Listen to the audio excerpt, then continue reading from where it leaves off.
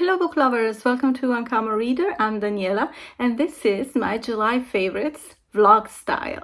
Sit back, relax and enjoy the ride. I'll see you at the end of the video with my favorite TV show and my favorite read of the month.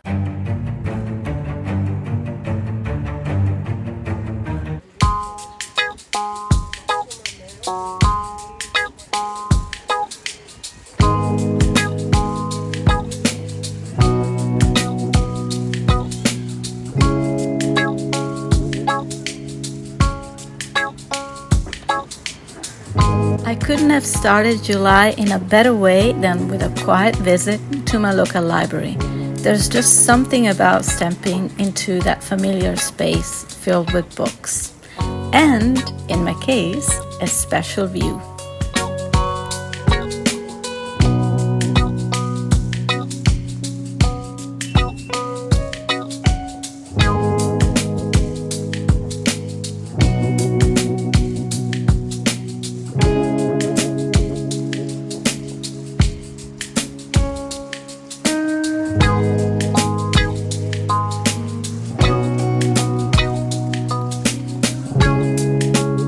One of my favorite morning rituals when I can carve out a little me time is sitting by the sea with a good book. Just the sound of the waves, the salty breeze, and a good story in my hands, it's the simplest luxury.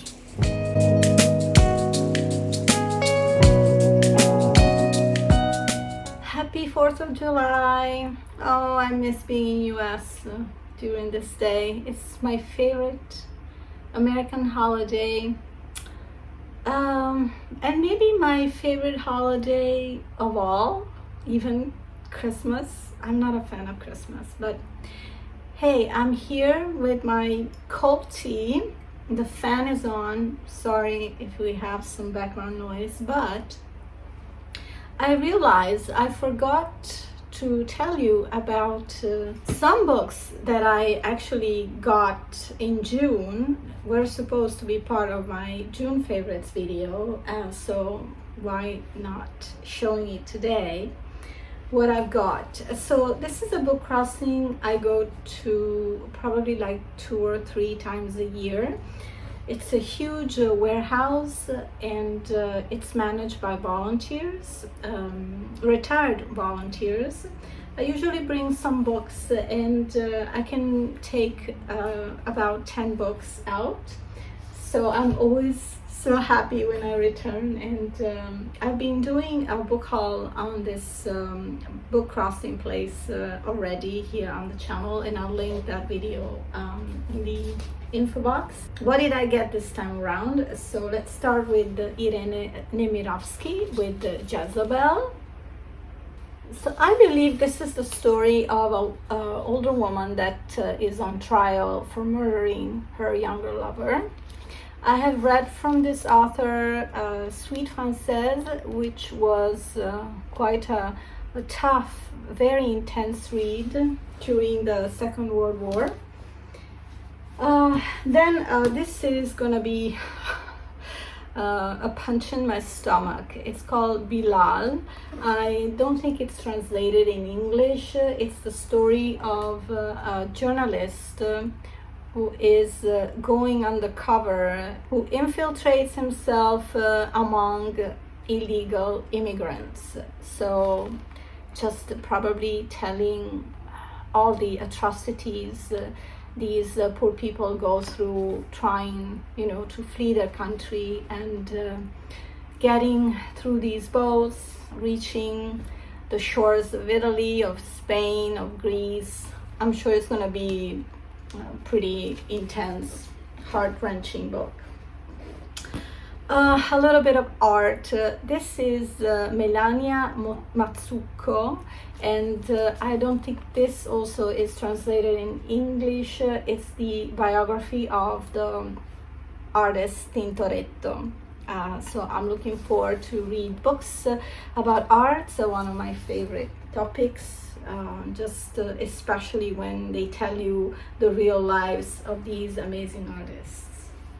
My adored Oriana Fallaci. This is Penelope at War. And let me tell you what this book is about. It's not about, you know, the Penelope from the Greek classic. Penelope at Work is the first narrative work of Oriana Fallaci, the story of a woman who, foreign in New York, does not hesitate to challenge the conventions and the injustices of a male chauvinist society. Penelope, who does not resign himself to the domestic role of those who weave the canvas waiting for the return of Ulysses, but she's Ulysses herself. Jo, the name of the protagonist, travels in search of her identity and freedom. As I mentioned before, I love Oriana Fallaci. I'm already reading 2 of her books right now, so I'll keep you posted on my readings from her. A big classic, Dr. Zhivago. I have it in Italian, of course. I was curious to read this classic. I have never seen the movie, but I know it was one of my mother's favorite love stories, so I'm curious. And I also found a book in English, and I think I've seen the movie, but I've never read the original book, Far from the Madding Crowd by Thomas Hardy. They have a little section of books in English, but most of those books are romance and not a lot of classics. So, you know, when I saw this one, I just grabbed it. So another book is from an author I adore, Roman Gary. So this book has very different titles depending on the translation. So the Italian version literally says Ends in Stalingrad. In English, the title is Nothing Important Never Dies, but in Europe in general, they have translated it as European Education.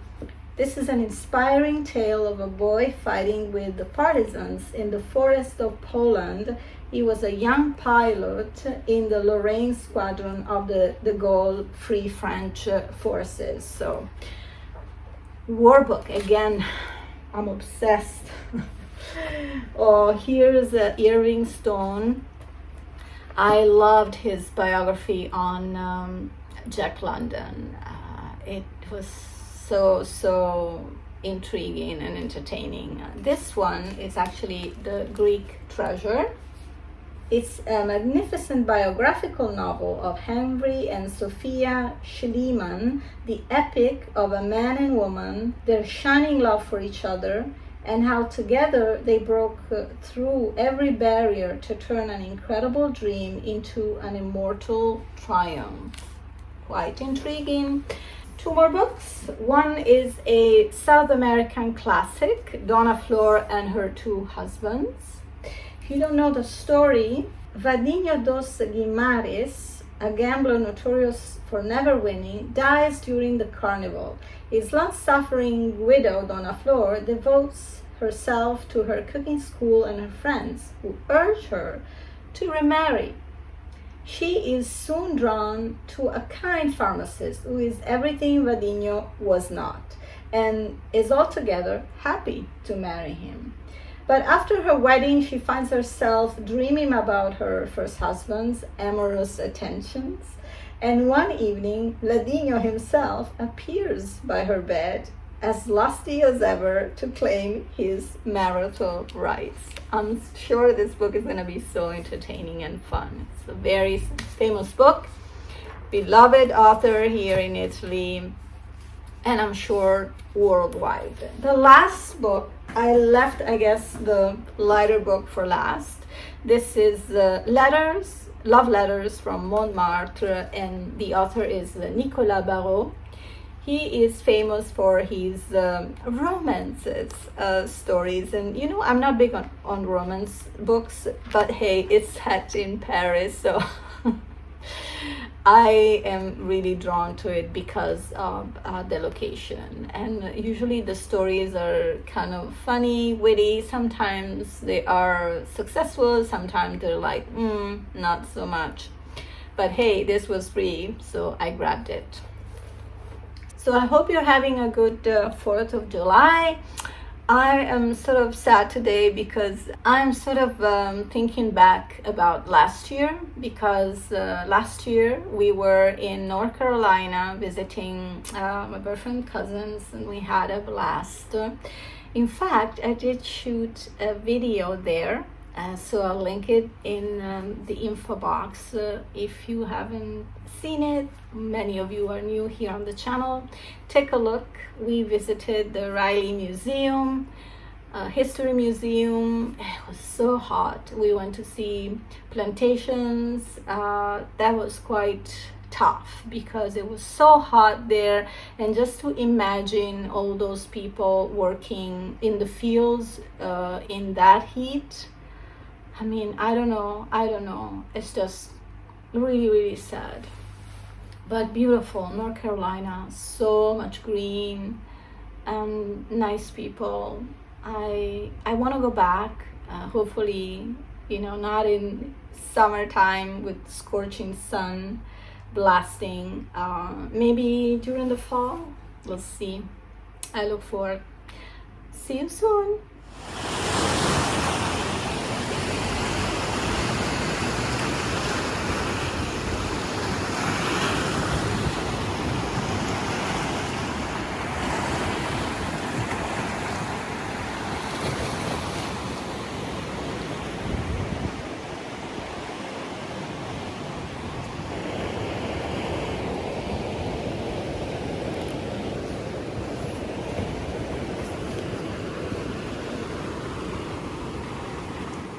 Believe it's mid-July already.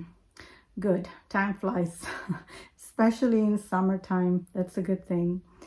So last weekend I went to the movies. I'm a big fan of the Jurassic series, and I went to see Jurassic World Rebirth. But I have to confess, it was not one of my favorites, probably the least favorite of the series, but still entertaining. But the highlight of the night, my friends, was a trailer, and it just caught me by surprise because I really didn't imagine it would come. Finally, what am I talking about? The Project Hail Mary movie. Oh my God, this book was my absolute favorite read of 2021.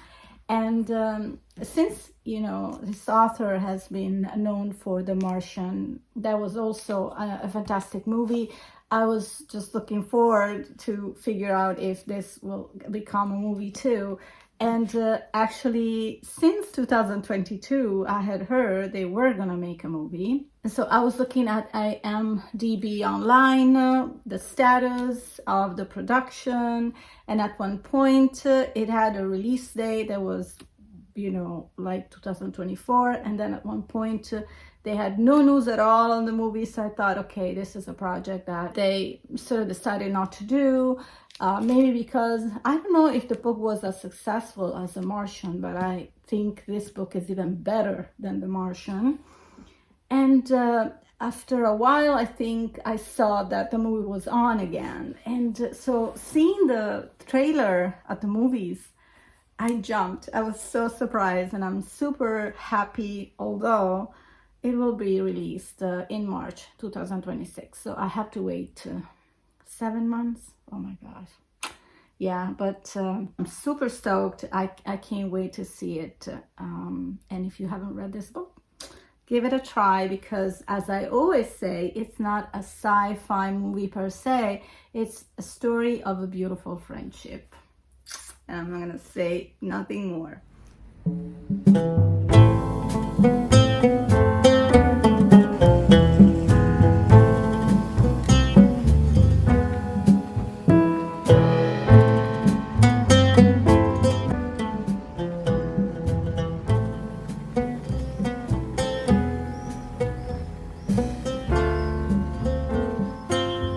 Another highlight this month has been my walks through the Old Town. Even though many of the homes have been remodeled, both inside and out, they still carry that timeless seaside village charm. There's something comforting about the mix of history and change, like the past and the present having a quiet conversation. Here's a little peek of the quiet streets I love to walk.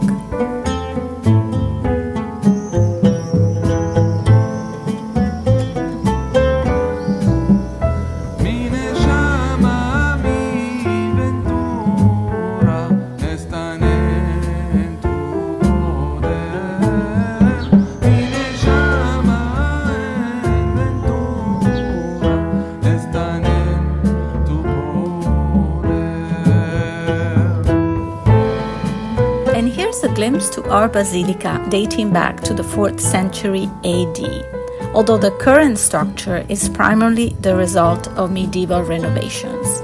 It was built on an early Christian place of worship. Santa Eufemia is one of the oldest Christian churches in my region and represents an important example of early Christian and Romanesque architecture in the region.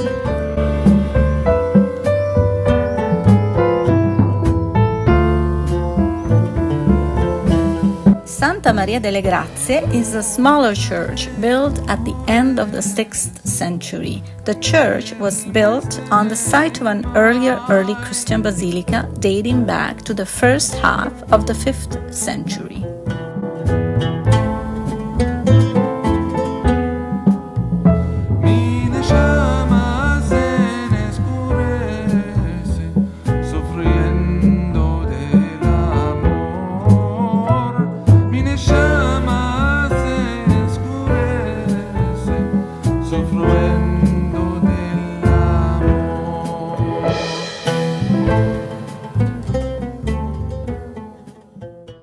This July, like every summer, the circus came to town. But this year felt different in the best way. For the first time, my town welcomed a non-animal circus. In the past, I've always chosen to boycott the animal circus because I couldn't just bring myself to support a show that relied on animals being exploited for someone's fun and confined and stationed during the day under the scorching sun. So here I am, attending the aquatic circus. Just like when I was a child, my favorites were the daring acrobats. And I hope you'll enjoy a few short segments from the show. Here is just a glimpse into the talent and artistry I treated myself to during one of my very rare night outings.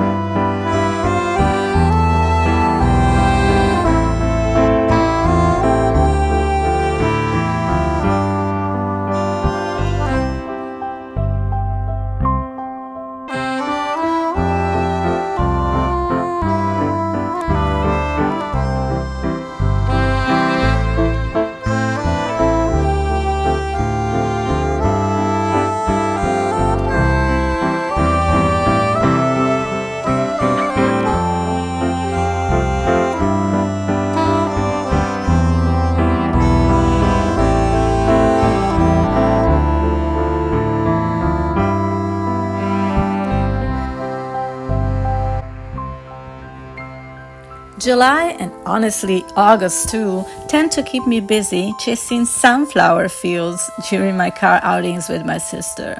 There's just something about them, their boldness, their joy, the way they follow the sun. Some fields are absolutely spectacular, but as any sunflower chaser knows, it's not always easy to find a safe place to stop the car and capture the moment. So this one may not be the best in show, but still, it's quite a view, wouldn't you say? It's been really fun to collect videos throughout the month and remember them all together in this video, so I hope you enjoyed. But before I go, I wanted to share a favorite series of mine. It's actually a new release in Netflix. It's a 2025 new series. It's called Depth Q. It stars Matthew Goody, I'm not sure how to pronounce his name. He is actually a very well-known actor in England. He also was one of the actors in The Crown and Downton Abbey. And have you heard there's a final last movie of the series? I can't wait. So in brief, the series focuses on investigating cold cases, and in these first 9 episodes, our team will be focused on this case of a lawyer who disappeared, and she was a prosecutor. A very, very intriguing series. And finally, my favorite read of July. I'm so happy to share this one because it's an Italian author, and it's also available in English in a Kindle version. It's a debut novel by Roberta Recchia. And this book was written in 2024, so it's a recent book, although she already published a new book just a few weeks ago, I believe. The title in English is, you can see, All That Is Left of Life. So you can just tell by the title that this is going to be an intense story. I'm going to read you a few notes. So this story starts in the 50s in Rome. And we meet Marisa and Stelvio, and they also meet in a very unusual circumstance. Their love kind of reminds us of those old black and white movies, and it will be the core of the first part of the book. The second part of the book, we meet Marisa and Stelvio again after they've been married for a while with 2 kids. And one of them is Betta, or Elisabetta, who is a 16 years old girl that's full of life and quite audacious for her age. They are spending time on their vacation home in the summer, and with them there is Miriam, who is Betta's cousin, and she is the daughter of Marisa's sister, Emma. The two couldn't be more different in personality. Miriam, unlike Betta, is quite shy and reserved, as she is used to a more restricted education, although the two get along just nicely. But the light and fun vacation will take a very drastic and tragic turn that will change the destiny of both these families. I'm not going to give many spoilers on this tragic thing that happens because I feel that it will ruin the experience of the reader. So when this tragic thing happens, we are really transported in a swing of emotions. Everyone is dealing with their own pain. And so the story evolves into deeper waters, exploring themes like addiction, self-destruction, isolation, neglect, quite heavy, until 2 new characters come along, and they will be the breath of fresh air to change the mood of the book and also act as catalyst, bringing hope into a sea of desperation. What I love about this novel, alongside with the flowing and gripping style, were the male characters, and which is such a departure for me, which I'm always very drawn by the female protagonists. And they were such men of honor, of integrity, very protective and supporting. So it was very heartwarming to read. This family story is very touching and endearing. And it is a page turner, which I would actually say about a mystery book. But in this case, you really are drawn to the pages. And it even made me cry at the end. So I hope you'll give it a try. It's available on Kindle. And this wraps up my July favorites. I hope you enjoyed this longer video, and I hope to see you soon here on Uncommon Reader. Take care and happy reading. Ciao!